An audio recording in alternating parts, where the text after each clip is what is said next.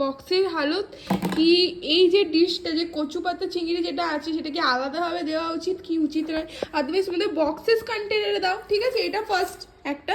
তারপর দেখো জুম করে খাবারের মধ্যে চুল, ঠিক আছে? এই দেখো, প্রথমে তো আমি ভেবেছিলাম যে একটাতে কচু পাতা চিংড়ি নেই, শুধু রাইস দিয়েছে। তারপর আমি কমপ্লেন করলাম কি আপনারা আমাকে কচু পাতা চিংড়িটা কোথায় দিয়েছেন, দেননি কচু পাতা চিংড়িটা। তো তখন আমি ওদেরকে কমপ্লেন করলাম। তো কমপ্লেন করার পর ওনারা বলছে না না আপনি ম্যাম ঢালুন, আপনি দেখুন ভালো করে, ভাতের নিচে দেওয়া আছে কচু পাতা চিংড়িটা, ভাতের নিচে, এমনি করে আমাকে বললো। তো আমি বললাম ঠিক আছে। তখন আমি বলটা থালার মধ্যে ঢালবো এমনি করে, দেখো এমনি করে কচু পাতা চিংড়িটা দিয়েছে। মানে মানুষে খাবে কি করে এত বাজেভাবে পরিবেশন, এরকম ফুটপাতে এরকম ফালতুভাবে পরিবেশন করে না, ঠিক আছে? তাও মেনে নিতাম, আমি তাও খেয়ে নিতাম। কিন্তু এই জিনিসটা বাড়তি তোমরা বলো, এই যে চুল, এই যে চুল, এত বড় একটা